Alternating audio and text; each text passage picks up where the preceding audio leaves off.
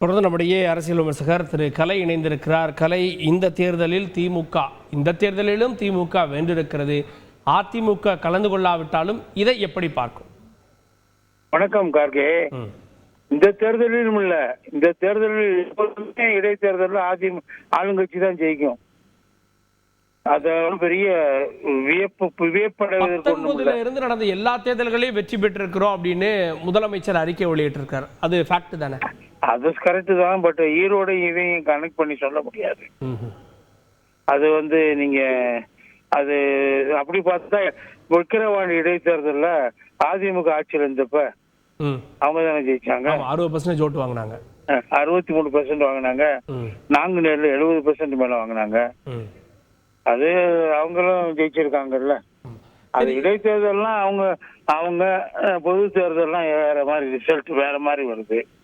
இது தொடர்ந்து நடக்கிற விஷயம். இதெல்லாம் போர்கான், முன்கூட்டியே இது முடிவு செய்யப்பட்ட விஷயம். மாற்றம் ஒண்ணு. அதிமுக வாக்கு எங்க போயிருக்கு அப்படின்னு பாக்குறீங்க? அதுதான் இங்க ஒரு இன்ட்ரெஸ்டிங் ஃபேக்டர். என்னன்னா, எல்லாரும் பேச வேண்டிய விஷயம் அதிமுக வாக்கு எங்க போச்சுங்கிறது தான். அதிமுக வாக்கு பெரும்பாலும் எனக்கு தெரிஞ்சு திமுகவுக்கு தான் போயிருக்குது. அது நாம் தமிழருக்கு போகும்னு கொஞ்சம் நினைச்சேன் நானு. அது அந்த மாதிரி போன மாதிரி தெரியல. சீமான் வேண்டுகோள் விடுத்து வந்தாரு, அது போன மாதிரி தெரியல. நாம் தமிழர் ஒரு வின்னிங் மார்ஜின்ல இல்லாதனால அது ஒருவேளை அதிமுக தொண்டர்கள் அதை புறக்கணிச்சிடலாம். ஆனா பாமகவுக்கும் பெரிய அளவுக்கு போகல. அது அவங்களுக்கு வன்னியர் வாக்குகள், அதிமுகவுக்கு போன வாக்குகள் மட்டும்தான் பாமகவுக்கு போயிருக்குன்னு நான் நினைக்கிறேன். மற்றபடி அதிமுக ஒரு திராவிட கட்சி, அதிமுக இல்லைன்னா இன்னொரு திராவிட கட்சி திமுக ஓட்டு போட்டாங்களோ? அப்படியெல்லாம் திராவிடத்தெல்லாம் யாரும் பெருசா அதிமுக காரங்க சீரியஸா எடுத்துக்கிறது இல்லை. அது எம்ஜிஆர் காலத்துல இருந்து திராவிடம்ங்கிறத அவங்க ஒரு பெரிய சீரியஸான விஷயமா எடுத்துக்கிறது இல்லை. அது இல்ல பிரச்சனை. அது பல ஃபேக்டர்ஸ் இருக்கு இல்லையா. இந்த இடைத்தேர்தல்லாம் சில சித்து விளையாட்டுகள் நடக்கும்ல. அது உங்களுக்கும் தெரியும், எனக்கும் தெரியும். சித்து விளையாட்டுனா என்னன்னு உங்களுக்கும் தெரியும், எனக்கும் தெரியும். கேட்கிற மக்களுக்கும் தெரியும், வாசகர்களுக்கும் புரியும். அது கொஞ்சம் ரோல் பிளே பண்ணிருக்கோம். நிச்சயமா அது ஒரு பெரிய ரோல் பிளே பண்ணிருக்கோம். இன்னொரு விஷயம் என்னன்னா, இதை கவனிக்க வேண்டிய விஷயம் என்னன்னா, இந்த பாமக கூட்டணியில பாஜக இருந்தாங்க. பாஜக இந்த தொகுதியில பெரிய அளவுக்கான செல்வாக்கு ஒண்ணு இல்லை, அது தெரிஞ்ச விஷயம். ஆனா ஓபிஎஸும் தினகரனும் இருந்தாங்க.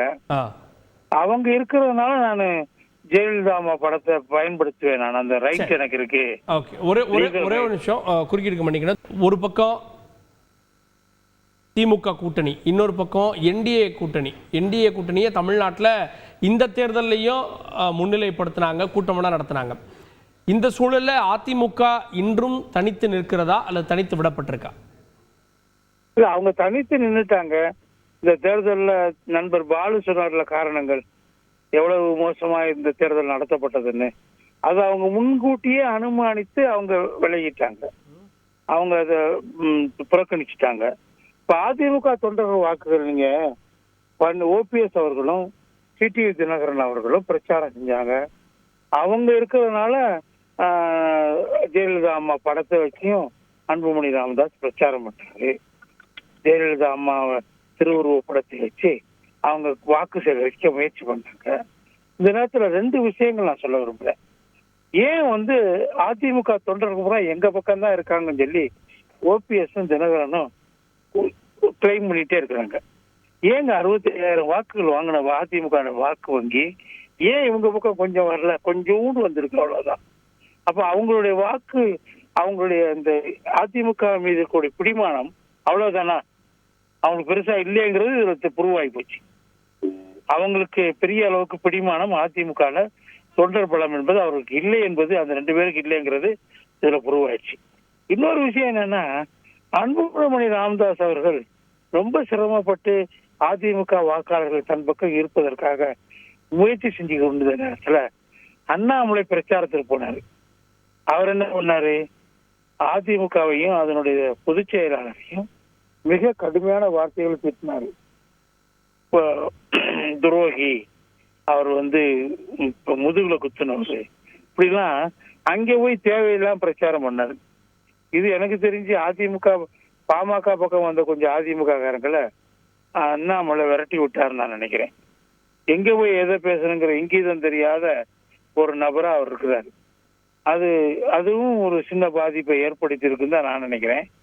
ஒட்டுமொத்தமா அதிமுக வாக்குகள் அது திமுகவுக்கு தான் போயிருக்குன்னு நல்லா தெரியுது. பாமக கடந்த தேர்தலில் கொஞ்சம் கூடுதல் வாக்கு வாங்கி அவங்க கட்டுத்தொகை டெபாசிட்டை காப்பாத்திட்டு இருக்காங்கன்னு நினைக்கிறேன். அது அந்த அளவுக்கு தான் அவங்களால வாக்கு வாங்க முடிச்சு. இது வந்து இடைத்தேர்தல்கள் எப்பயுமே ஆளுங்கட்சி தான் ஜெயிக்குங்கிறது மீண்டும் ஒரு முறை தமிழ்நாட்டில் நிரூபிக்கப்பட்டிருக்கிறது. நன்றி. ஆனா மற்ற மாநிலங்கள்ல பாத்தீங்கன்னா இப்ப பாஜக ஆட்சி செய்யக்கூடிய பீகார்ல பாத்தீங்கன்னா ஒரு சுயேட்சை வேட்பாளர் மேல வர்றாரு. அங்கெல்லாம் மற்றவங்க வர முடியுது. ஆனா தமிழ்நாட்டுல மட்டும் என்னைக்கு வர முடியாது. இது ஒரு சாபக்கேடு, தமிழ்நாட்டுடைய சாபக்கேடு. இது வந்து நம்ம எப்ப மீண்டு வர போறோம் நமக்கு தெரியல. நன்றி கலை. இணைந்து இடைத்தேர்தல்கள் ஆளுங்கட்சி வெல்வதெல்லாம் அது சகஜமான சாதாரண விஷயம்தான். அதுக்கு வேற எதுவும் அடிஷனல் வேல்யூ இல்லை அப்படின்ற பார்வைகளை முன்னெடுத்துறீங்க. இணைந்ததற்கு நன்றி.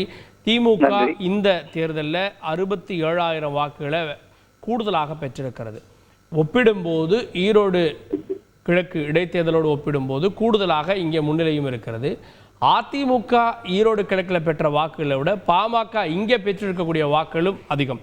இது என்ன செய்தியை சொல்லுகிறது அப்படின்ற கேள்விகளும் இருக்கிறது.